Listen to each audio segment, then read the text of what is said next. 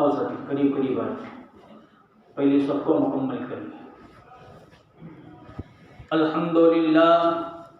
الحمدللہ نحمده ونستعینه ونستغفره ونؤمن به ونتوکل علیہ ونعوذ باللہ من شرور انفسنا ومن سیئات اعمالنا، من يهد الله فلا مضل له ومن يضلله فلا هادي له، ونشهد ان لا اله الا الله وحده لا شريك له، ونشهد ان سيدنا ومولانا محمدا عبده ورسوله صلى الله عليه وعلى آله وأصحابه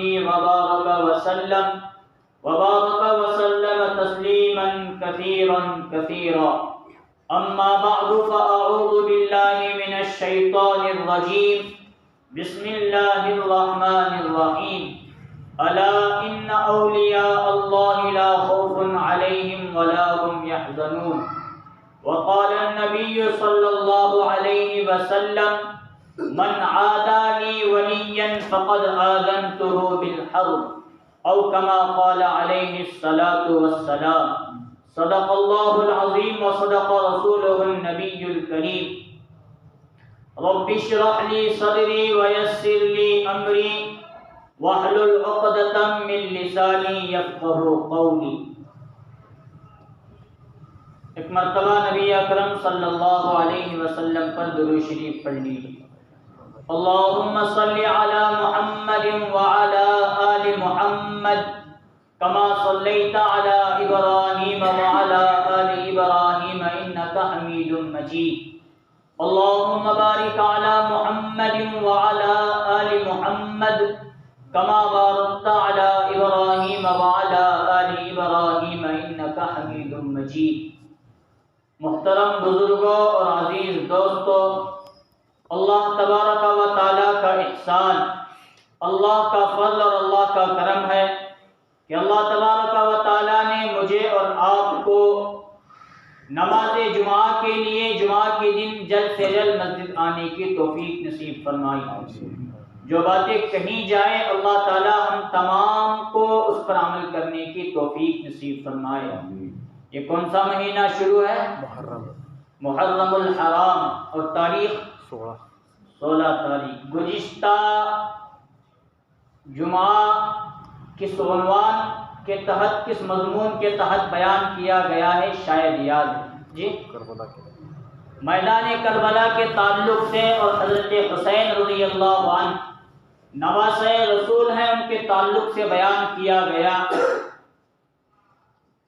کہ نبی صلی اللہ علیہ وسلم کے چہیتے اور پیارے نواسے حضرت امام حسین رضی اللہ عنہ پیدا ہوئے، تب ان کے منہ کی تحنیک جو کی سب سے پہلے میرے اور آپ کے آقا تاجدار مدینہ جناب محمد رسول اللہ صلی اللہ علیہ وسلم نے۔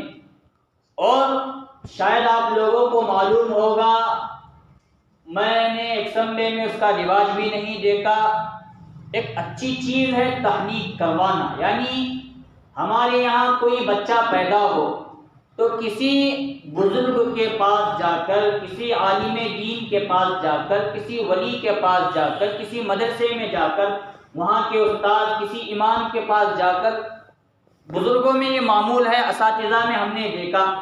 گاؤں کے تعلق سے میں بات کر رہا ہوں، نہ دیکھنے میں ملا نہ سننے میں ملا۔ جب بچہ پیدا ہوتا ہے تو کھجور لے جاتے ہیں اور علماء سے کہتے ہیں کہ تحنیک کر کے میرے بچے کے لیے، بچی کے لیے دیجیے۔ اب وہ تحنیک کرنے کا مسئلہ یوں ہوتا ہے کہ کوئی عالم دین، کوئی ولی، کوئی امام، کوئی بزرگ وہ جو کھجور لائے ہیں اسے لے کر چباتے ہیں، اسے اپنا تھوک لگاتے ہیں، تھوک چبانے کی وجہ سے تھوک لگ جاتا ہے، وہ انہیں نکال کر واپس دے دیتے ہیں۔ یعنی اب وہ جو بزرگ کا تھوک اس میٹھی چیز کے ساتھ خاص طور پر کھجور سے کیا جاتا ہے، اس میں لگتا ہے۔ اب بزرگیت کے طور پر اور بچے کے اندر معصومیت آ جائے، گناہوں سے بچ جائے، وہ گناہوں سے پاک ہو جائے، نیک اعمال کی طرف رغبت ہو، تو ہم نے اپنے اساتذہ کو دیکھا کہ وہ 10 سال تک اس کھجور میں دوسری کھجور ملا کر بڑے ہوئے اور تحنیک کرتے رہے، اسی ذریعے سے انہیں علم دین حاصل ہوا اور وقت کے بڑے الحمدللہ استاد بنے، امام المحدث بنے، قرآن مجید حاصل کی، تفسیر پڑھا، بہت بڑا کارنامہ انہوں نے کیا۔ یہاں تو نہیں دیکھنے ملتا، وہ کھجور جب تحنیک کر کے دیتے ہیں تو بچے کی زبان پر رکھ دیا جاتا ہے، بچے کے تالوں پر چپکایا جاتا ہے، اس سے وہ زبان حرکت کرتا ہے تو مٹاس اور بزرگ کا تھوک سب سے پہلے اس کے پیٹ میں جانا شروع ہوتا ہے۔ سمجھے تحنیک، اس کو کہتے ہیں تحنیک۔ یہ کام نبی صلی اللہ علیہ وسلم نے حضرت حسین رضی اللہ عنہ کی پیدائش کے دن کیا، اپنی زبان مبارک نکال کر حضرت امام حسین کے منہ میں دیا، وہ اسے چوستے رہے۔ اب سمجھنے کی بات یہ ہے کہ علماء کے تھوک کو ہم بزرگ سمجھ رہے ہیں، بزرگان دین کے تحنیک کو اچھی چیز سمجھ کر اپنے بچوں کے پیٹ میں بھیج رہے ہیں اور اسے گناہوں سے پاک کروانے کے چکر اور نیکیوں کے اعمال میں لگانے کے چکر میں ہیں۔ کیا علماء کا تھوک کتنا پاک اور کتنا اچھا ہوگا ہم جانتے ہیں۔ نبی صلی اللہ علیہ وسلم کا تھوک پوری دنیا سے افضل ہے، آخرت سے افضل، جنت سے افضل، بلکہ اگر میں 2 قدم آگے بڑھ کر کہوں تو یوں کہوں گا کہ جس جگہ نبی صلی اللہ علیہ وسلم کے قدم مبارک گرے اس مٹی کی قیمت کعبۃ اللہ سے بھی بڑھ کر ہے، بلکہ اس سے بھی آگے اللہ کے عرش سے بھی اونچی اور اونچا مقام رکھنے والی چیز ہے۔ لیکن اس امت کی بدقسمتی یہ کہ حضرت حسین کے کان میں اذان دینے والی بھی نبی صلی اللہ علیہ وسلم، تحنیک یعنی اپنا تھوک حضرت امام حسین کے زبان سے لے کر پیٹ ان کے جسم کے رگ رگ تک پہنچانے والے وہ بھی نبی صلی اللہ علیہ وسلم۔ اور علماء لکھتے ہیں، صحابہ اکرام بیان فرماتے ہیں، حضرت حسن اور حضرت حسین رضی اللہ عنہ دونوں بیٹے حضرت علی اور حضرت فاطمہ رضی اللہ عنہا کے، اور دونوں نبی صلی اللہ علیہ وسلم کے سگے نواسے، لیکن حضرت حسین یہ مشابہ تھے حضرت علی رضی اللہ عنہ کے، دکھنے میں، چہرے کے اعتبار سے، چال ڈھال، اٹھنا بیٹھنا، چلنا پھرنا، سب چیز میں حضرت علی رضی اللہ عنہ کی مشابہ تھے۔ لیکن حضرت حسین رضی اللہ عنہ چہرے سے لے کر چلنے پھرنے تک، اٹھنے بیٹھنے تک، جنگوں تک، ہر چیز میں نبی صلی اللہ علیہ وسلم کے مشابہ تھے۔ دکھنے میں ایسے معلوم ہوتا تھا کہ نبی آخر الزمان جناب محمد الرسول اللہ صلی اللہ علیہ وسلم، جب نبی کا چہرہ لے کر اللہ نے انہیں بھیجا، نبی کا چلنا پھرنا لے کر بھیجا، اسی امت نے نبی کو ماننے کے باوجود اپنے نبی کے چہرے والے نواسے حضرت حسین کو شہید کر دیا۔ کرنے والے یہود نہیں تھے، نصارہ نہیں تھے، کفار نہیں تھے، مشرکین نہیں تھے، کرنے والے جو آج کل کے ہم جیسے مسلمان ہیں اس سے کئی زیادہ اچھے مسلمان اس زمانے میں موجود تھے۔ یہود، یہ یزید کوئی یہودیوں میں سے نہیں، نصارہ میں سے نہیں، بلکہ ایک صحابی کا بیٹا، حافظ قرآن، عالم دین، تہجد کا پابند، تکبیر اولیٰ کبھی فوت نہیں ہوئی، لیکن وقت کی حکومت اور بادشاہت کا مسئلہ آیا تو اس نے نبی صلی اللہ علیہ وسلم کی آل اور اہل بیت کو نہیں دیکھا، سب کو اپنے پیروں تلے روندنا اچھا سمجھا اور گوارا کر کے اس نے کام یہ کر دیا۔ مارنے والے کوئی دوسری قوم کے نہیں تھے، جو آج ہم ہیں وہی لوگ اس وقت بھی موجود تھے۔ ہاں، فرق اتنا ہے کہ ان لوگوں نے جھگڑا لگانے کے تعلق سے حضرت علی رضی اللہ عنہ کے نام کے نعرے لگوائے، صحابہ میں اختلاف ہوا، پھر حضرت علی کے لوگ کچھ ہو گئے، حضرت امیر معاویہ رضی اللہ عنہما کے لوگ کچھ ہو گئے، پھر یہاں سے صحابہ میں اختلاف اور جھگڑے پیدا ہوئے، ہوتے ہوتے ہوتے ہوتے یزید کی بادشاہت تک کا مسئلہ آیا، اور میدان کربلا میں لے جا کر میرے اور آپ کے آقا تاجدار مدینہ جناب محمد الرسول اللہ صلی اللہ علیہ وسلم کے نواسے رسول حضرت امام حسین کو ان لوگوں نے قتل کر دیا۔ اب جو قتل کرنے والے تھے گرچہ ظاہراً وہ سچے پکے مسلمان نظر آتے تھے، لیکن ایک اعتبار سے وہ نبی سے دشمنی رکھنے والے، اللہ سے دشمنی رکھنے والے، فاطمہ کے خاندان سے دشمنی رکھنے والے، نواسے رسول حضرت امام حسین رضی اللہ عنہ سے دشمنی رکھنے، مسلمان تھے، فاسق تھے، گنہگار تھے، بہت ساری چیزیں ان میں تھی، لیکن ایک لیبل یہ تھا کہ ہم سچے پکے دشمن ہیں تمہارے۔ وہ تو میں نے کربلا کا واقعہ گزشتہ بیان کر دیا، اسے دہرانا نہیں ہے۔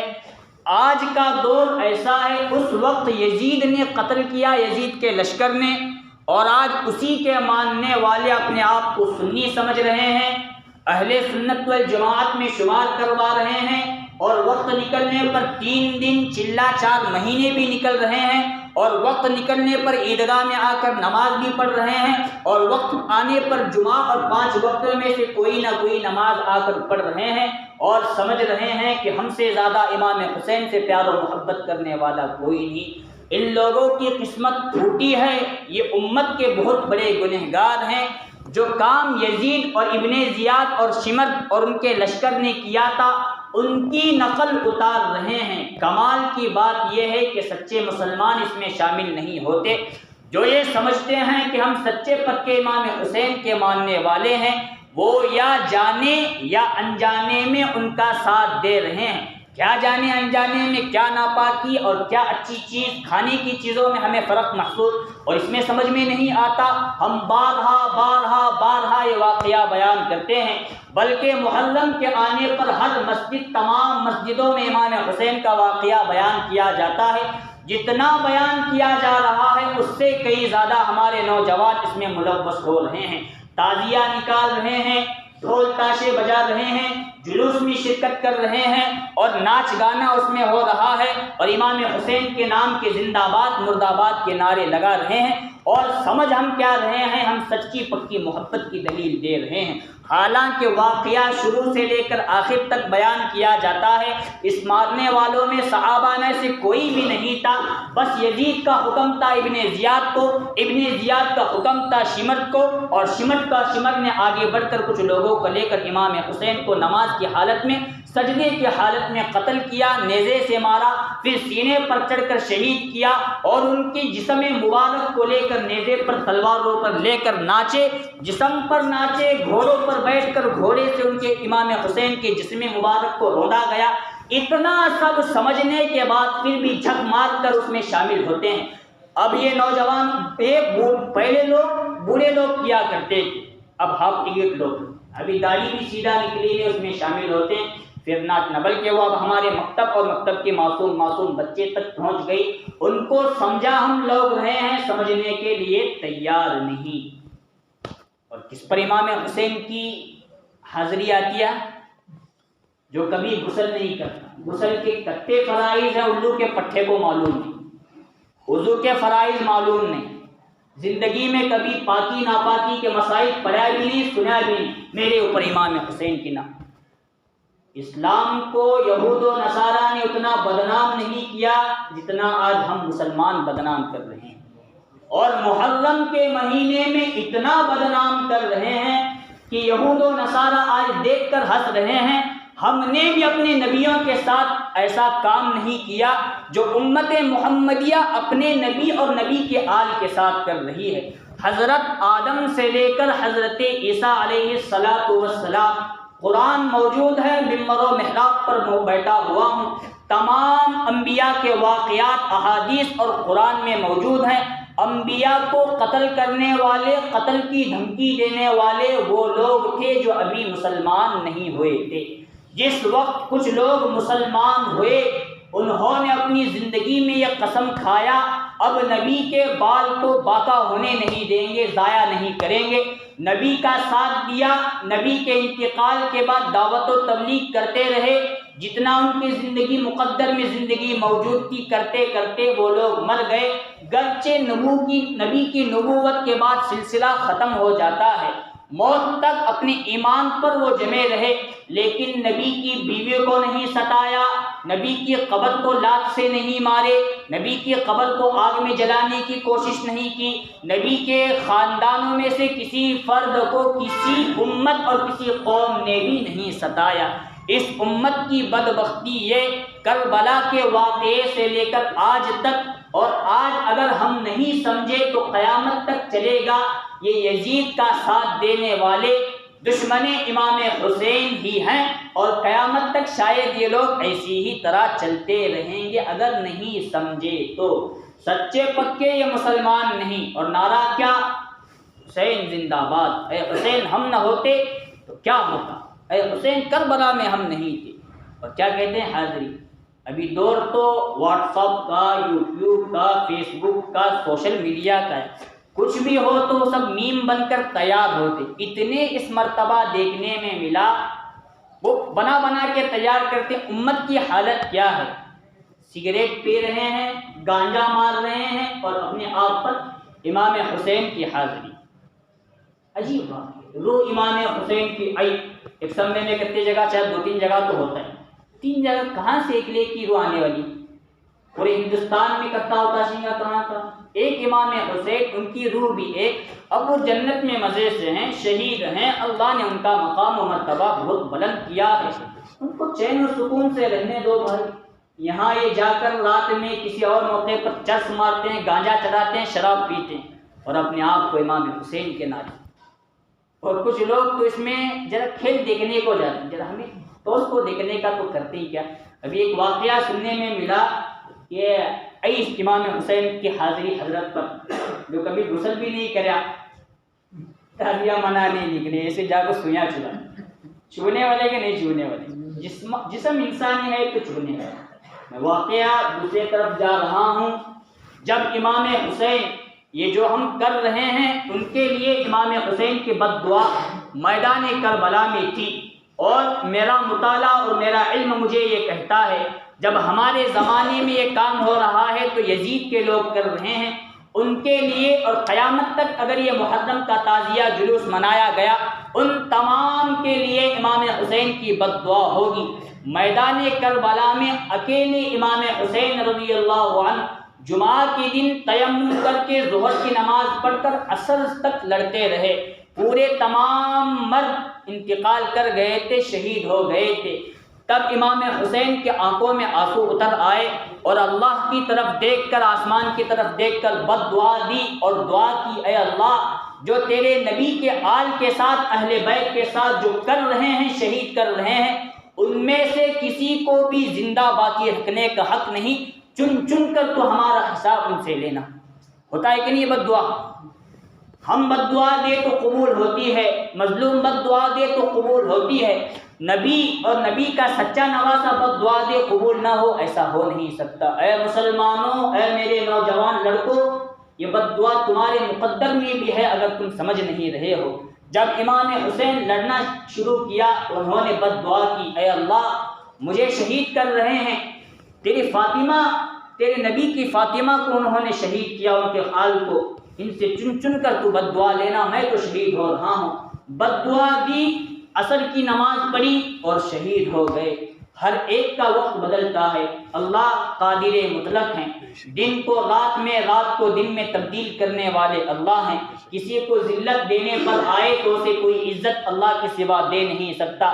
اللہ ذلیل کرنے والے، اللہ عزت دینے والے، ہر چیز کے مالک اللہ رب العالمین ہے۔ وقت بدلتا ہے، وَتِلْكَ الْأَيَّامُ نُدَاوِلُهَا بَيْنَ النَّاسِ، زمین و آسمان کو گھمانا پھرانا، رات دن کو بدلتے رہنا یہ اللہ کے قبضۂ قدرت میں ہے، اللہ کے ہاتھ میں ہے۔ اس وقت یہ کمزور تھے، شہید ہو گئے۔ وقت کی حکومت اور وقت کی طاقت بڑی طاقت سمجھی جا رہی کہ انہوں نے اپنا روح اور دبدبہ نبی کے آل پر لگایا، شہید ہو گئے، معاملہ وہی کا وہی ختم ہوا۔ اب جو یزید تھا اس کی حکومت کب تک چلنے والی؟ اور کوئی بھی ظالم بادشاہ یہاں کا ہو وہاں کا ہو، کب تک چلنے والی؟ آج ہم دیکھ رہے ہیں اپنے آپ کو بیٹھ کر یہ لوگ سمجھ رہے ہیں کہ میری حکومت، بولنا تھا مجھے، چھوڑ دیتا ہوں، اشارے میں سمجھ لو۔ ہر ایک کا وقت بدلتا ہے۔ اب مختار سقفی کا زمانہ آیا، وہ بادشاہ بنے، اب وہ کیسا تھا مجھے معلوم نہیں، اچھے تھے یا برے تھے، لیکن تخت حکومت پر بیٹھنے کے بعد انہوں نے قسم کھائی جو لوگ کربلا کے میدان میں امام حسین کو شہید کرنے کے لیے، قتل کرنے کے لیے گئے، چن چن کر بدلہ مختار سقفی ان سے لے گا۔ یزید کی حکومت ختم ہو چکی تھی یا ہونے والی تھی، اور انہوں نے بادشاہت کے تخت پر بیٹھ کر قسم کھائی اب میں بدلہ لوں گا۔ اور جب امام حسین نے بد دعا دی تھی میدان کربلا کے بعد، جو لوگ لشکر کے آدمی ہو یا حکومت کے بڑے بڑے عہدے پر بیٹھے ہوئے، ان کی زندگیوں سے چین سکون ختم ہو چکا تھا۔ مختار سقفی بادشاہت پر بیٹھے، بادشاہت کی تخت سنبھالی، انہوں نے قسم کھائی اب میں ہر ایک سے بدلہ لوں گا۔ گھر گھر میں اپنی فوج بھیج کر جو کربلا کے میدان میں امام حسین کو قتل کرنے کے لیے آئے تھے، ہر ایک کو دروازے پر چوکٹ پر لا کر گلی کوچوں میں بازاروں میں لا کر قتل کرتے تھے، شہید کرتے تھے۔ اس میں اب 3 نام آپ کو یاد رکھنا ہے۔ ایک تھا یزید، گرچہ وہ میدان کربلا میں نہیں آیا تھا۔ دوسرا عبداللہ ابن زیاد، سمجھے پہلا نام یزید، اس کی اصل بادشاہت، وقت کا یہ پی ایم اور پردھان منتری تھا، سمجھو آج کے اعتبار سے۔ اور دوسرا ابن زیاد گورنر تھا۔ تیسرا اس گورنر ابن زیاد کی طرف سے لشکر کا امیر بن کر گیا تھا شمر ذی الجوشن۔ 3 نام یاد رہیں گے۔ اب یزید میدان کربلا میں نہیں پہنچا، ابن زیاد بھی شاید میدان کربلا میں پہنچا تھا نہیں پہنچا تھا، تاریخ اس بارے میں خاموش ہے، لیکن اس کا سخت حکم تھا کہ کربلا میں جا کر شمر قتل کرنا اور ان کا سر میرے پاس لانا۔ تو شمر گیا، تینوں اس میں برابر کے مجرم ہیں۔ وقت کی بادشاہت میں رہ کر بادشاہ کا خاموش ہونا بھی ملک کو تباہ کر دیتا ہے، اور یہ بھی سب سے بڑا اس کا ظلم ہوتا ہے، کیونکہ تجھے ہم نے ووٹ دیا، تجھے ہم نے وقت کا بادشاہ بنایا ہے، تو کیا انصاف، کیا کرنا، کیا ظلم، سب اس کے مطابق تجھے فیصلہ کرنا ہوتا ہے۔ تو شمر کا نمبر آیا، مختار سقفی نے ہر ایک کو چن چن کر مارنا شروع کیا۔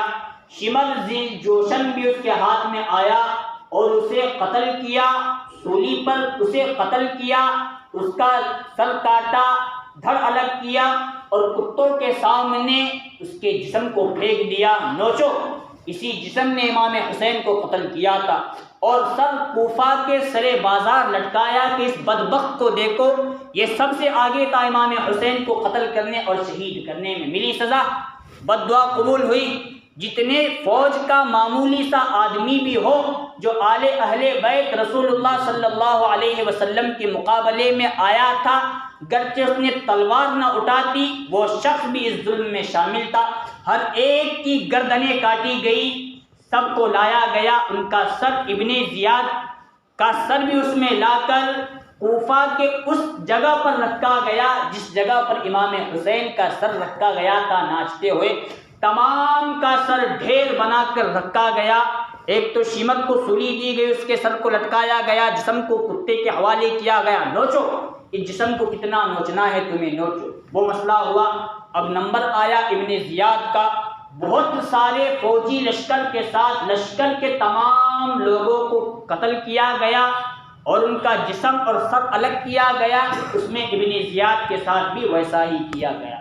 اب پورے سر لا کر ایک جگہ رکھے گئے، ابن زیاد وزیر تھا، سردار تھا، اس کا سر سب سے اونچے مقام پر رکھا گیا، سب سروں کے اوپر اس کا سر، اور یہی ابن زیاد نے حضرت امام حسین کے سر کو اسی جگہ لا کر چھڑی سے ہونٹوں پر اور ناک پر مارا کرتا تھا۔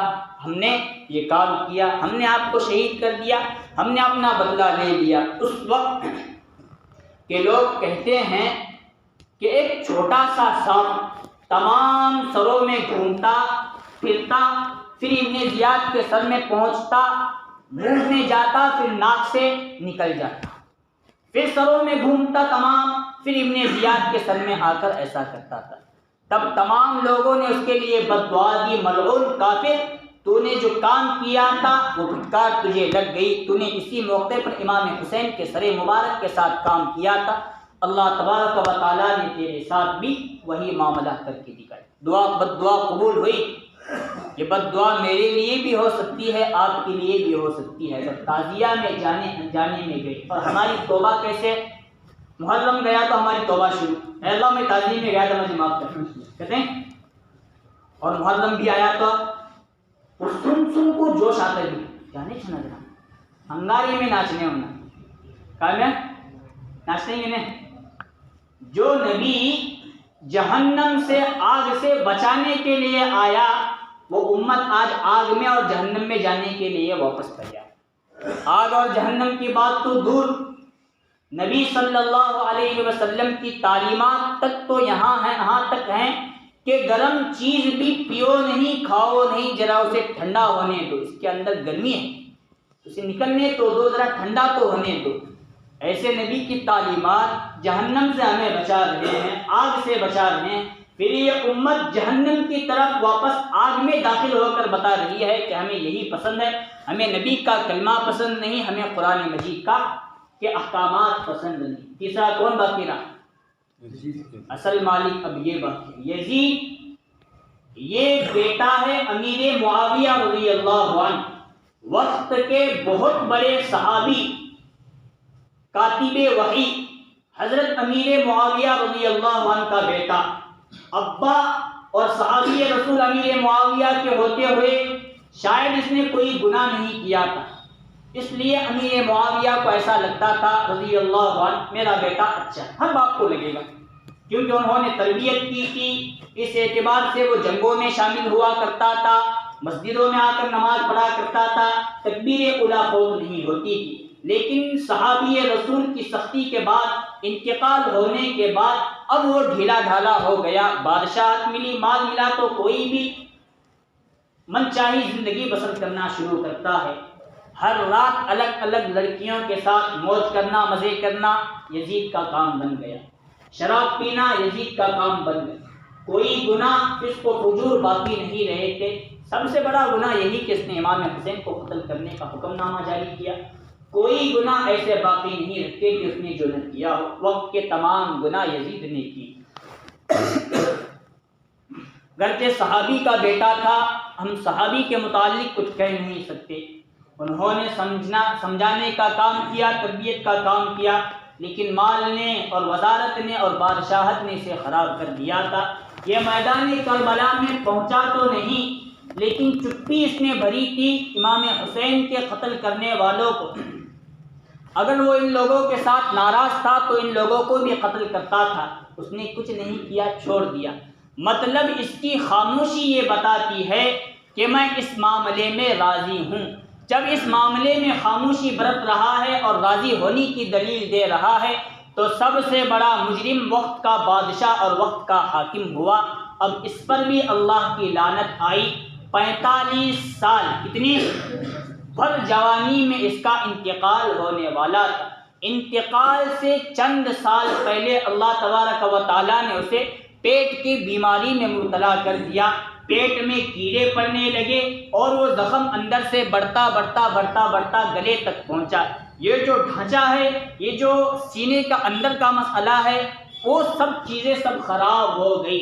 پانی کے لیے چیخا کرتا تھا، چلایا کرتا تھا، پیاس کی وجہ سے اسے کوئی پانی نہیں دیتا تھا، اور اگر کوئی شخص اس کے چیخنے چلانے پر رحم کھا کر پانی بھی دے دیتا تھا، پانی کا ایک گھونٹ جیسی ہی اس کے جسم میں داخل ہوتا تھا، پیٹ تک پہنچتا تھا، جو شدت پیاس میں وہ چیختا چلاتا تھا، پیٹ میں پانی جانے کی وجہ سے اس سے کئی زیادہ وہ چیختا تھا اور چلاتا تھا اور بومریاں مارا کرتا تھا۔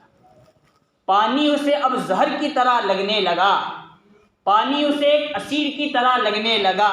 پانی نہ پیے تو بھی تکلیف، پانی پیے تو اور زیادہ پانی کی چبھن محسوس کر کے اور زیادہ تکلیف۔ واہ بد دعا امام حسین کی قبول ہوئی۔ کربلا میں جتنے لوگ شامل تھے تمام کے تمام بری موت مارے گئے۔ امت کو اس واقعے سے مجھے یہ پیغام دینا ہے، امام حسین کی بد دعا کربلا کے میدان تک نہیں، جو لوگ دیکھیں گے تعزیے کو ان تک بھی ہوگی۔ آپ کہیں گے ہم نے تو ابھی تک ایسا کوئی معاملہ تعزیہ منانے والوں کے ساتھ نہیں دیکھا، قطعی بات۔ آگے کا واقعہ سنو، وقت ہوا تھا میں بات چھوڑنے والا تھا لیکن یہ بات بیچ میں آ گئی، اس لیے واقعے کو آگے مکمل کرتا ہوں۔ یزید کربلا کے میدان میں آیا نہیں، اسی بھی بد دعا لگی امام حسین کی۔ جو تعزیہ میں جاتے ہیں، ناچتے نچاتے ہیں، کیا کیا کرتے ہیں، ان کے ساتھ قبر میں کیا ہوتا ہے وہ بتاتا۔ یزید تو ایسی ہی بری موت مرا، بدبو بہت اس کے جسم سے پھیلنے لگی۔ کوئی اس کے بادشاہ تھا، پیسہ دیتا تھا، وظیفہ مقرر کرتا تھا، ہر جمع ہوتے، لیکن مرنا آیا تو کوئی اس کے پاس نہیں آتا۔ بدبو پورے جگہ پھیلنے لگی، پورے محلے اور گاؤں میں۔ کچھ نوجوان آگے بڑھے، اس پر تھوکتے تھکاتے، اس کے پیر رسیوں سے باندھ کر اسے جا کر کسی کھڈے میں دفنا دیا، ختم کر دیا۔ وقت بدلتا ہے، ہر چیز بدلتی ہے، اللہ ذلیل کرنے پر بھی قادر، عزت دینے پر بھی قادر ہے۔ وقت کے بہت دنوں گزرنے کے بعد، شاید 50 سال یا 60-70 سال گزرنے کے بعد، یزید کو برا ماننے والے اور آج تک موجود ہیں، قیامت تک رہیں گے، اس کی قبر کو کچھ لوگوں نے کھودا کہ اس کی لاش نکالیں گے، اگر اس کی ہڈیاں بھی موجود ہو تو اس ہڈیوں پر ہم پیشاب پاخانہ کریں گے، کیونکہ یہ امام حسین کو قتل کرنے والوں کا ساتھ دینے والا۔ قبر کھودی گئی تو قبر میں کیا دیکھتے ہیں؟ انسان نہیں، انسان کی ہڈیاں نہیں، کتا موجود ہے۔ کیا؟ اب واقعہ آگے تم سمجھ لو میں کہاں اشارہ کرنا چاہتا ہوں۔ آج تک تو ہمارے ساتھ نہیں ہوا مولانا، ہم تعزیہ میں جاتے جاتے بڈھے ہوئے، ہم اس کے چونگے کھاتے کھاتے بڈھے ہوئے، پھر 2-3 دن کے بعد کھانا ہوتا ہے امام حسین کی شہادت کا، وہ کھاتے کھاتے بڈھے ہوئے، مرنے کو آئے، اور ہمیں مرے، ہمارے سامنے کچے لوکا مرے، ابھی ہمیں جوان ہیں، ابھی ہمیں بچے، ہمارے ساتھ کیوں نہیں ہوا؟ شاید زندگی میں ہو نہ ہو، لیکن موت کے بعد کی گارنٹی انشاءاللہ میں ممبر و محراب پر بیٹھا ہوں، دینے کے لیے تیار ہوں، لکھ لے کر جاؤ، یا ایسے لوگوں کے ساتھ ہوگا۔ توبہ کرو وقت سے پہلے۔ کسی قوم نے، کسی امت نے اپنے نبی کے ساتھ یہ کام نہیں کیا جو آج کربلا کے میدان سے لے کر آج تک نبی کی امت اپنے آپ کو امت محمدیہ، امام حسین سے محبت کرنے والی ہی امت یہ کام کر رہی ہے۔ عاشورہ گیا تو واقعہ وہیں پر میں نے مکمل کر کے ختم کرنا چاہا، لیکن ایسے بدبختوں کا کیا انجام ہوتا ہے تو بتانا بھی بہت ضروری تھا۔ اب ہمارے میں سے بہت سارے لوگ ہیں جو تعزیہ میں بھی نہیں جاتے، لیکن نبی کے آل اور نبی نے جن کو اپنا بیٹا کہا، ان کے ساتھ کیا برا انجام اس قوم اس زمانے کی امت کر رہی ہے، وہ انشاءاللہ آئندہ جمعہ بیان کریں گے۔ اللہ تبارک و تعالیٰ سے دعا ہے، اللہ تبارک و تعالیٰ ہم تمام کو عمل کرنے کی توفیق نصیب فرمائے، محرم اور محرم کے تمام خرافات سے سچی پکی توبہ کی توفیق نصیب فرمائے، اس سے بچے رہنے کی توفیق نصیب فرمائے، آمین۔ وآخر دعوانا الحمد للہ رب العالمین۔